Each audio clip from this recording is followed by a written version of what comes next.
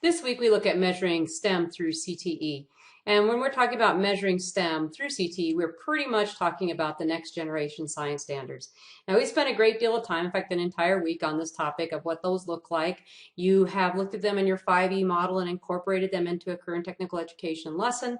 So you're very familiar with the standards, at least how they're arranged and how to find them and how to search them. But those standards are going to be the STEM standards. They were designed by experts to include technology and those engineering design principles. They were designed to have math common core, remember the bottom of that nomenclature.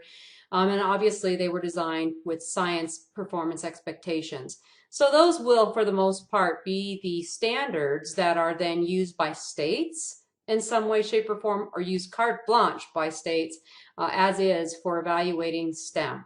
And we don't have good measurement tools right now. In fact, you're reading an article this week that talks about the measurement tools. We have some standardized exams, we have some criterion referenced exams, but we don't have really good steady exams that measure all of STEM in an integrated kind of way. So moving forward, you're going to see those STEM standards, at least in the near future, assessed through the next generation science standards. Here's the upshot. If current technical education is going to demonstrate that it is STEM and can prepare high and middle skill STEM workforce, CTE curriculum will have to be explicitly linked to the standards, and assessments will need to assess the achievement on the CTE standards and the integrated next generation science standards, thereby meeting STEM. So the whole purpose of this class then is to be able to say, I teach current technical education, these are the standards, but you know what? I really am creating and helping to prepare a workforce. This is a career and technical education pathway, or at least career awareness pathway.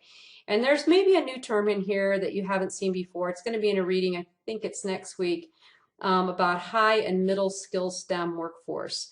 We've been trying to get our arms around the idea of what is a STEM career and the discussion about what a STEM career really looks like and who should be considered a STEM career. Here's another take coming in your next week's reading about high and middle skill. And really it talks about the 2, 4, and more degrees, if you will. So high would be those who are engineers and require computer scientists and occupations in STEM that require at least a 4-year degree or more. Middle skills are the ones that we're talking about with 2-year programs and those sort of things. Both career areas, both areas of that workforce could be high demand. In fact, they are high demand, but they just require a different skill set and oftentimes then also have a different salary schedule. So that might be a little bit of a new term, but that's really important in terms of the assessment piece that we're looking at. This week, we only have 1 week, and we are talking specifically about STEM and career and technical education. So we are, if it appears to you that we're taking a very brief look at this, we are. It's a very brief look, but just to kind of bring your mind back to the idea that we are looking to assess the standard and the performance, or that performance expectation, if you will, in those areas of science, technology, engineering, mathematics through our courses. This is a really good definition by Thomas Angelo, and if you like, I'll share this. Maybe I can share the link underneath this PowerPoint presentation where you can find it. But essentially, and this is a very good definition, assessment is an ongoing process aimed at understanding and improving student learning. It involves making our expectations explicit. We know what we're asking for, and public. We don't hide them. We don't make them secret to the end. They actually come out at the beginning of learning.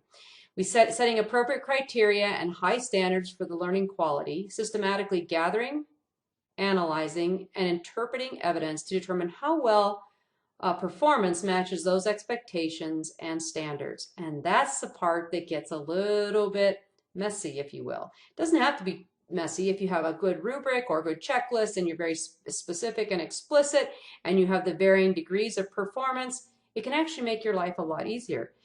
The hard part is the front end work of writing, creating those rubrics and checklists and those measured areas and determining how much mastery you need on those. And that's what we spend a lot of time talking about in the assessment evaluation course. Finally, and using the resulting information to document, explain, and improve performance. And that is hopefully what assessment really is all about. That's how we go about it. And at the end, it informs our instruction. So Measurement of program quality. We're going to talk about two things here. We're going to talk about looking at program quality first, and then we're going to talk about measuring student achievement in a very broad way. So what does a quality program look like? And I actually went out looking and went, so what do people think a STEM program should look like?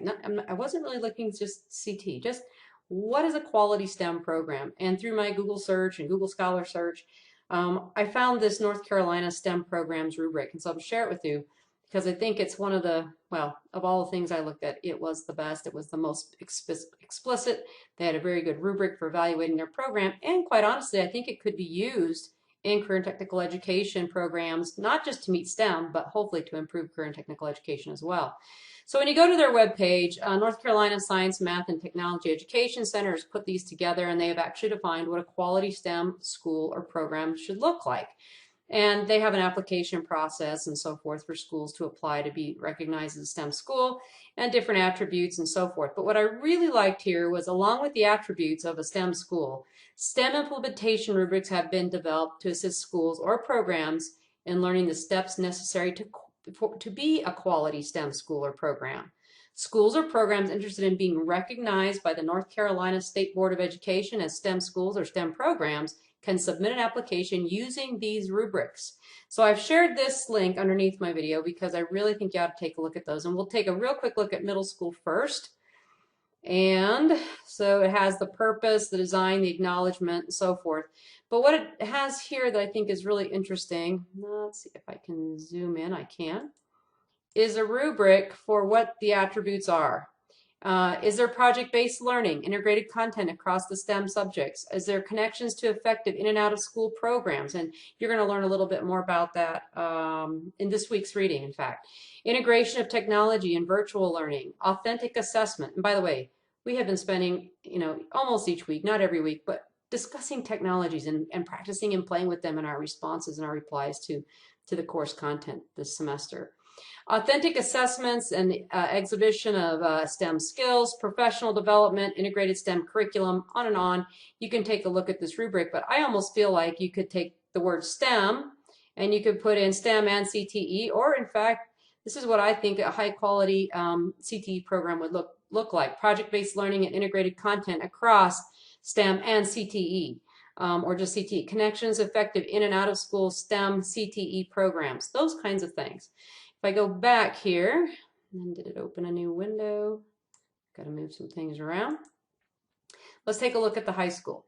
And for those of you at the post-secondary level, I think you can use this high school one just as easily. I think it even applies to non-formal education settings as well if you are trying to integrate STEM. Let's take a look at this one then. Very similar.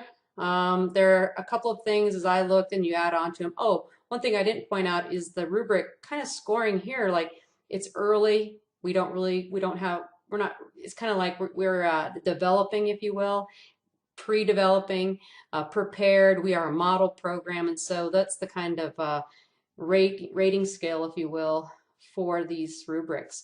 But again, they'd use project-based learning, outreach and support, authentic assessments, integration of technology and virtual learning. That's new. That's different. That one's different than what it was in the middle school. Connections to effective in and out of school programs, that was the same. A communicated, ongoing community kinds of things. Communicated STEM plan is adopted across education communities and businesses, so on and so forth. STEM work is based on learning experiences. So I think that these rubrics are really good, and they give you an idea then of what early, developing, prepared, and a model program look like. Let's see if I can, I'm a little bit close in here. For one more, here we go. For key elements, STEM network, student STEM professionals, research and development, and so forth. So they have done a really good job. If you are truly going to be advocating for career and technical education as STEM, and if we are going to walk the walk, and not just talk the talk, but walk the talk, then we really got to get our hands around or our minds around what these kinds of things should look like in an exemplary program, what it looks like for that quality program. Those of you who may work with elementary schools, there was one there also. And then of course the attributes, which I skipped over because I went right to the rubric. You see, I really am a backward design person. I go, what's the standard? And I want to see what it is. Now I kind of work back and I say, oh, okay, We're going to look at the attributes, project-based learning, and these pretty much do match up, but not, I don't see the detail in this document that I saw previously, that in the previous document. So anyway, I really think that the North Carolina folks have done a great job in showing and helping us to measure what a quality program looks like. All right, back to the slides. So now let's talk a little bit about measuring student achievement. And as I was preparing these slides, I was really hard to hold back because I don't want to duplicate what I teach in the assessment class. Don't need to do that here. Some of you have already had it, but at the same time, some of you haven't. So I wanted to bring at least some conversation into this week's topic or overview about assessment. It is talked about in a little bit more detail, research findings in a little bit more detail in the reading that you have. So I just wanted to kind of hopefully give you enough context here to understand what was going on in that reading. They do also talk about some statistical kinds of things, and some of you had reading and applying research, and that should all make a lot of sense to you. I think it's pretty easy to read, but when it discusses effect sizes, please read the footnote on that if you're not familiar with effect sizes, because it makes a big difference in how you interpret that section. But anyway, assessment. Is that the finish line? Is that the bottom line of how schools our students are performing? And assessment should be highly integrated with our curriculum and instruction. And, okay, it should be highly integrated with our curriculum and our instruction. I'm going to pause here because the word curriculum is sometimes used to discuss lesson plans. Curriculum is far wider. I think you had a reading, I get kind of mixed up where they are, but you had a reading that kind of defined curriculum as the entire approach to the educational outcomes or goals.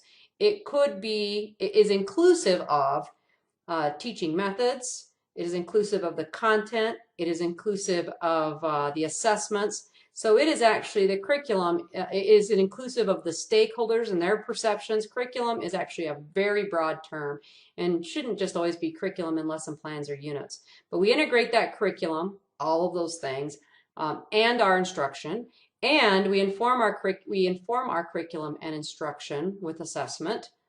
In other words, let me go back here. In other words, what we learn from the assessment of our students then informs what we do with curriculum and instruction, and we make modifications or changes to hopefully see greater performance or achievement as they are measured against what we're trying to accomplish, whether it be an objective or a performance expectation.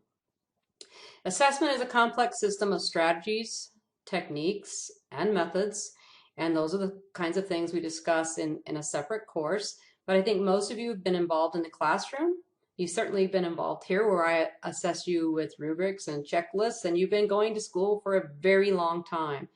You probably are very familiar with summative assessments, probably less familiar if you've not been in the classroom recently with formative assessments, or at least the way that's titled. But there are quite a few ways to assess, and they all should be painting one large picture of a student's performance. And the videos that you watched this week from Rick Wormelli, I used all of his videos in the assessment class, but I pulled those two out. But he talks about formative and summative assessment. If you're not familiar with those terms and what they look like, you should definitely watch it. And then he talks a little bit more about just the summative evaluation and grading. So those are plugged in to help you understand the complexities and how maybe it should look at the end of the day when we actually do a final evaluation, not just using a summative assessment. I want to talk about two frameworks for assessment that are discussed in the literature about STEM. And one is from the National Research Council, where you're looking at the knowledge-centered kind of approach, where you're looking at what students should know and be able to do as a result of the learning experience. So we're just looking at that remember Bloom's taxonomy, that knowledge-based piece to evaluate student learning. We are looking at learner-centered approach, where we're connecting to their prior knowledge and we help them to learn a little bit more about themselves in terms of learning. So that's another piece of assessment. We could be looking at assessment-centered, providing multiple opportunities to monitor and make visible student progress in their thinking and application of knowledge and skills. And what's different here is when you're assessment-centered, you're not just looking at the knowledge, you're looking at the application. So in all honesty, there are oftentimes, if we do assessment-centered types of approaches, we have a performance expectation. It kind of predicates that they have to know, they have to have a certain foundation of knowledge or they can't complete this task. So you actually get kind of two bangs for your buck there, in other words. So by having that application piece, it means that they have the knowledge. So oftentimes when I say there's a lower level questioning or that your objectives need to be assessing at a higher order because of the grade level or the standard or the expectation, you can get the baseline knowledge, identify. Most of them are identify or label, those kinds of things that are kind of just real knowledge based. When you start to explain, discuss, synthesize, and analyze, those things are higher up on the critical thinking or problem solving ability. And that's really important, but it also will help you determine their knowledge base, those basic knowledge skills. So that's kind of one of the frameworks is knowledge-centered, looking at student-centered connections and achievement, and assessment-centered. Can I take all of those things and monitor visible progress rather, and see how they're applying that knowledge and that skill. The second framework is backward design, which you are all very familiar with, which is kind of how my mind operates first. I look at what the expected outcome might be. We start with the standard or standards for an interdisciplinary assessment, and we kind of work backward, usually deploying one of these others up here out of the National Research Council's framework. More often than not, in career and technical education, we have been, and this is like Johnny-come-latelys in the main core, the next generation science standards. In career and technical education, we have been obsessed with performance expectations. We really want to see if students can do. However, sometimes we resort to something simple and just give pencil and paper kinds of quizzes, which may not assess can they do.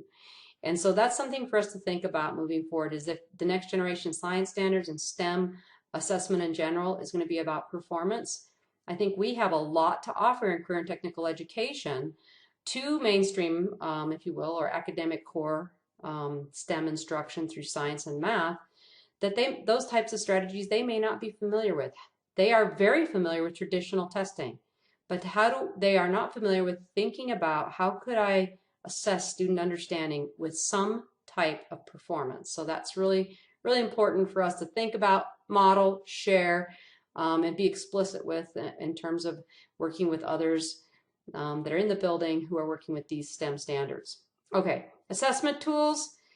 For assessment tools, we're looking at some diagnostic tools, which is usually some sort of pre-assessment. We're looking at formative assessment. That means during instruction, we're taking a look at what the understandings are simply by observing, or the way students respond to questions, or their actual performance, again, through observation. We're also looking at summative tools. So I'm going to put up here for some of the more, I don't know, not traditional, but more oftentimes used assessment tools.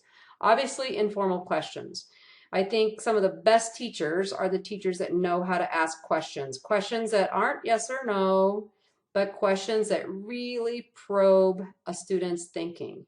And not questions that lead them to give you the response, but questions that really probe their thinking. So I think informal question, you may have heard of the Socratic method. I had a professor who, when you did the reading, came into class, I think I've told you about him before, Dr. White, he'd just call you out. He'd just say, okay, this was the reading. Deborah, what do you think about this, that, and the other? And then he would look at another student and he would say, do you agree with her? Do you think she interpreted that correctly? What things did she have right? What things did she have wrong? And so all of a sudden, everybody better have done that reading, or you were going to be pretty embarrassed by not being able to respond. So questioning in those kinds of ways, he didn't do it in a mean way. It was just an expectation, and we knew it, and we came to class prepared. But questions, higher order questions, and then asking other students if they agree with that analysis or that interpretation is really important for developing critical thinking. And problem solving. Checklist. I think most of you are familiar with checklists. Yes, no, we didn't do it. Rubrics, we've talked quite a bit about. We spent an entire week on rubrics in the assessment class, and we actually did talk quite a bit about them when we were looking at the rubrics for project-based learning. So rubrics are not new. I've been using them all semester. I use them in all my courses. I use them for your discussions. Sometimes I make adjustments to rubrics because they're not measuring what I want them to measure, but those are definitely useful in the classroom, and they help us to be explicit, and they help us to be public. Tests and quizzes are a very traditional way. Some people would separate tests and quizzes because they may not have their quizzes graded. That's oftentimes the litmus test for whether it's formative assessment or you're using it as summative. Sometimes we want to give just sort of a quiz to kind of test the water. What do students know? Sometimes we give a short version of a test and call it a quiz, but it's definitely graded, or it might be at the end of the unit. We still call it a quiz. There's just these varying levels, but those are very traditional tools that you've used before. Maps, we can use maps as assessment tools, and especially the geography teachers and history teachers, all the social studies teachers are really good at doing that. Self-assessments are another way to get assessment, students assessing where they think they are and then sharing that with you in a very honest way. Obviously, peer assessments, having your classmates evaluate the work that you do and giving you some feedback constructively for making improvement based upon what the expectation is, which has been explicit in either a rubric or a checklist. Graphic organizers, we spend a lot of time talking about graphic organizers. If that is new to you, I want you to Google that term and find out a little bit more about the different types of graphic organizers. Sometimes folks will lump in this next one, concept maps, but I've also seen concepts maps come out separately, and because I like them so much, I pulled them out separately. But graphic organizers might be concept maps, but they might be different ways to represent information or data. It could be photos, it could be graphs themselves. So there's quite a few ways to graphically organize materials to check for assessment, and oftentimes I'll see graphic organizers used formatively. And then portfolios, which is kind of a collection of all the things that a student has done, a body of work that a student has done in a particular area that's available for us to do some sort of assessment. It can be, a portfolio can be assessed formatively as you go along in a project, provided with feedback, improvements can be made. It can also be used for the summative assessment. Finally, conferencing. And this is an oral conversation where you can ask questions. You can assess the student orally, and you can also assess them with their types of questioning back to you, or you could even say, go so far as presentations or discussions or things like that that could be used as assessment. This is a really, really brief list. We could probably double or triple that list for tools for assessment, but these are some of the more commonly used assessment tools when you're looking at performance expectations, and especially as you're looking at STEM and current technical education. They are the same tools, but you're just measuring different standards or performance expectations. Okay, I found this cool graphic, and hopefully you can see this, but again, it kind of confirms a few things. Assessment tools, a sampling, conferences, checklists, rubrics. You may have products, brochures, oral presentations, newspaper, multimedia, art, websites, student portfolios, KWL charts, a matrix of, oh, here's the graphic organizers, word webs, concept maps, Venn diagrams, scales, research logs, student blogs, or reflective journals, and other self-assessment types of things are all part of this chart and graph, and these are the most commonly used assessment tools. They are not, some might be used summatively, they may be used formatively, or they may be joined for all of the, or used for all of the above. In terms of assessment and grading, when you're looking at grading students, you're looking at the learning goals that have been set out, the objectives or the performance expectations, and that should drive the assessment. Look at the verbs that are used in those, if they've already been outlined for you, those objectives, those learning goals, those performance expectations. Those verbs will help you to figure out how to assess. And if you are creating the learning objectives, use verbs that are higher order and will measure basic knowledge. Now, I spent quite a bit of time when I looked at your 5E instruction models, or your lesson plans rather, and I gave a lot of feedback to some of you about using better verbs, because the verbs will help you to measure student achievement. And in fact, I've listed them again underneath this week's video, Bloom's Taxonomy and Action Verbs. Let's click on that. I'm never far from this file. Most of you are familiar with Bloom's taxonomy. It's this pyramid-shaped thing where we're building usually a foundation of understanding. We have the remembering, understanding, applying, analyzing, evaluating, and creating. And I already talked about this previously, I believe, in a reflection. But if we know, if we have some understanding of what the performance should be, what the standard really is, and we look at this, solve problems to new situations by applying acquired knowledge, techniques, and rules in a different way, examine and break information into parts. If that is the kind of thing, if that's the direction that performance expectation is taking, then it's very easy for us to construct using these verbs the way we're going to measure. And it helps us, oh, okay, so if I want them to be able to solve this problem, I really want them to be able to do it by looking at a model. So I'm going to have them do this model.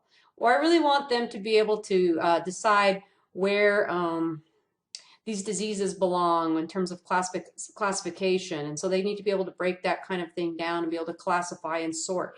These are really helpful terms when we're developing the objectives, and because the objectives then are used in measurement.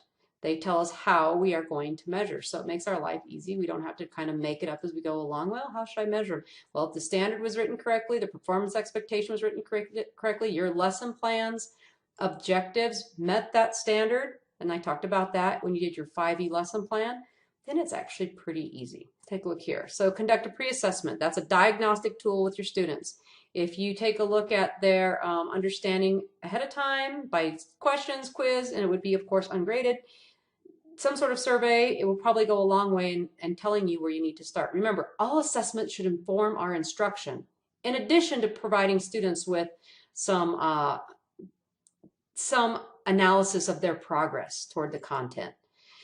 Encourage self-assessment and goal setting. We sometimes forget this, that students, what is it they think that they can get? What knowledge do they have, and how far do they think they can go? And this is an opportunity for you to set the expectation and to also show them that you're going to be able to scaffold that learning, that they are going to be able to reach their goals. They're going to be able to get to that, that performance expectation, especially in relationship to STEM. Show criteria and models in advance of the assessment. So if you've got a criteria, that's the rubric or the checklist, you definitely have to show that, be explicit about it. And then show models in advance of the assessment. And that means you show them an example.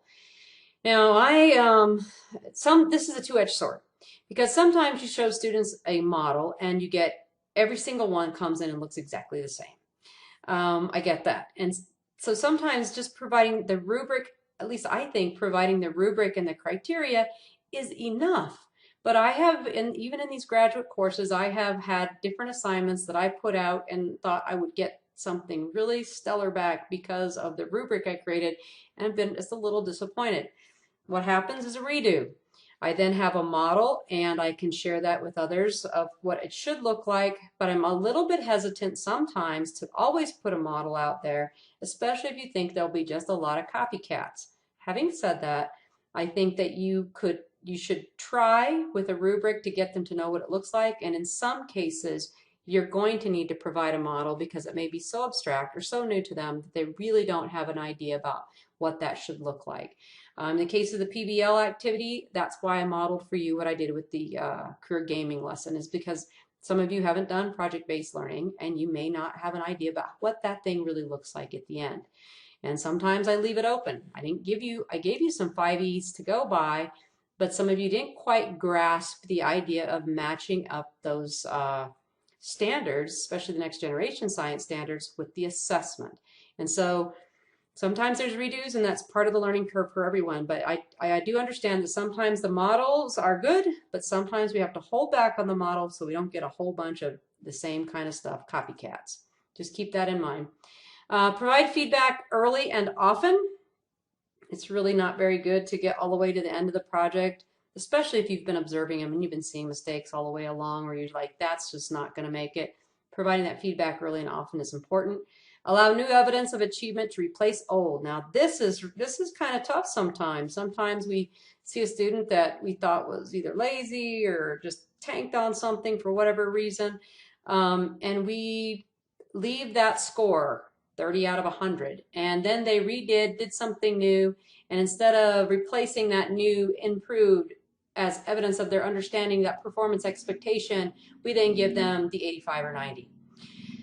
Together, that affects their summative scores. And so be conscious of that. If something truly is a redo and it replaces and demonstrates to you that they have met that expectation, get rid of the old thing. It doesn't matter anymore. They now grasp that content. Offer appropriate choices for the content to be measured.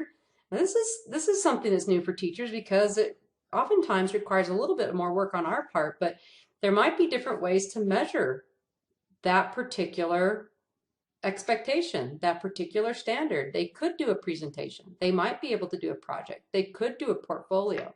Sometimes differentiating just a little bit or giving them just a little bit of choice can really help you see what they do or do not know. And I think some people are more creative than others. And so their creativity might demonstrate their understanding of that particular standard in a different way.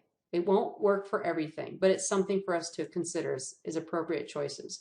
And finally, and I say finally, this is probably not and this list is by no means, the end of lists for assessment and grading. But finally, my comment here is use summative assessments tasks to frame meaningful performance goals. So if you're using summative assessments, they've got to be framed in meaningful performances. In other words, they do really have to measure very closely that performance expectation, at least meeting it or exceeding it. But if you're going to hold them to that level of performance, you need to be explicit about it. And quite honestly, as Rick Wormelli discusses, he thinks that summative assessment should be taken in total with all the different types of assessments that have gone forward on a particular area. STEM standards, whatever it may be. Just a word here on assessing performances. Oftentimes, especially in current technical education, we are not expecting some traditional type of paper pencil test. We are expecting a performance. We are expecting them to be able to do something on a spreadsheet. We are expecting them to be able to cut a pattern out and sew something, or use a CNC machine, or do a weld, or something like that. So assessing performances can be a little bit different in that very physical way. Project-based and problem-based learning is one of those ways that we can assess performances, and oftentimes it can be by just the way they're able to explain what they did, and that's why I think it was in step 8 they have the ability to be public and do a presentation. But when you're looking at performance, is there significant content to what they're doing? And we're talking now about the next generation science standard, and especially under problem-based learning. I'm just going to review here some of the things under project-based learning. Assessing their performance of their 21st century skills. Again, having a rubric for what those look like. An in-depth inquiry, sophisticated knowledge. Is it more than just surface knowledge understanding?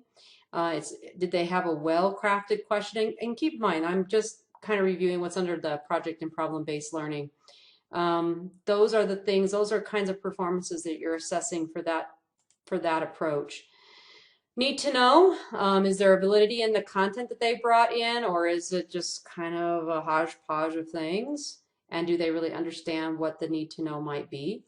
Adequacy of methods and behavior, voice, choice, critique, revision, and public audience. So did they have the appropriate adequacy of voice and behavior in that particular activity?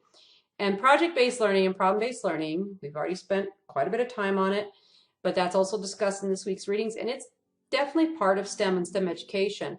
All of these little bullets under here are ways for you to assess their performance, and that's why having a rubric for those is really important. If you're looking at team participation, maybe you are doing a not true project-based learning, but more of a simulation or group work that doesn't give them kind of that ability to have their own in-depth inquiry and help define the question and all of that, but nonetheless it's a team activity, cooperative learning group, whatever it might be. I really suggest that you do what I call a preemptive strike. I think I mentioned this in a reflection, but essentially set the students up for what is going to take place. Let them understand from the get-go, this is teamwork. You are going to assess yourself, you are going to assess each other and your performance on this team. And there are expectations that each of you will pull your weight. So kind of do what I call a preemptive strike and letting them know ahead of time that that's your expectation, that you've put measures in place to ensure their productivity on that team will go a long way assessing their performance. Again, self-assessment, their own reflection, peer assessment, how their teammates view what they did on that project. Measuring other STEM outcomes. And this is some of the things discussed in the article this week. Sometimes we're not just interested with STEM education and measuring those specific content standards and those cross-disciplinary core ideas and cross-cutting concepts and engineering principles. We're not always, or common core, we're not always interested in what we would call the hard skill or the content skill. Remember those soft skill 21st century things? Those are very important in the STEM workforce. And so we are sometimes wanting to measure interest in STEM careers. And that is an area where I think that CTE can really do a lot of good when it comes to STEM education. The things that we do get students interested in the idea that they could have some kind of a career in STEM, something they may not have considered anywhere else any other time, probably not sitting in their math class, that they would say, oh, I'm going to pick a job in mathematics. They don't really see that until they see the application of it in the career and technical education course. So that article talks about how STEM, in fact, it gives an example using two CTE examples for interest in STEM careers. And this is something that can be measured. Those outcomes, am I more interested as a result of this course? And then you can have some specifics after that. The other part of that article was measuring a person's identity in a STEM career, something that CTE can also do because we have work-based experiences where students can, and we have guest speakers, we have field trips, those kinds of things that are naturally part of a STEM classroom. We have laboratories where they can then see themselves. They identify what they could do this type of STEM career, even though there's no other class that would give them that kind of exposure where they would be able to have in their hand the tools, wear the safety glasses, the lab coat, be out in the field, whatever it is. They actually say, I could do this job. And that creates a sense of self-efficacy. So we were able to measure that self-efficacy for a career in STEM. We also want to be able to measure problem solving, and it's not just math problems. It's given this situation, what can you do to sort out this problem, or how would you approach this problem? Those are the kinds of things that can happen very easily in a career and technical education classroom that are important to STEM educators as they start measuring outcomes. So when you're advocating for STEM and CTE, you're not just saying, I'm going to be able to meet next generation science standards. You almost say, that's a given. I can do that. I can be explicit. I can talk about the standards that I am going to meet, the kinds of scientific skills they're going to discuss, or engineering practices they're going to do. But I can also tell you that through my course, students will have more interest in STEM. They'll be able to see themselves in a STEM career. And I've been able to measure through project-based learning their ability to problem solve, present with evidence, a possible solution to various problems or projects that they've been working on. So those are some really important skill sets. Along with that are the 21st century skills of creativity, critical thinking, communication, and collaboration that are very oftentimes covered in career and technical education, especially through project-based learning and experiential activities.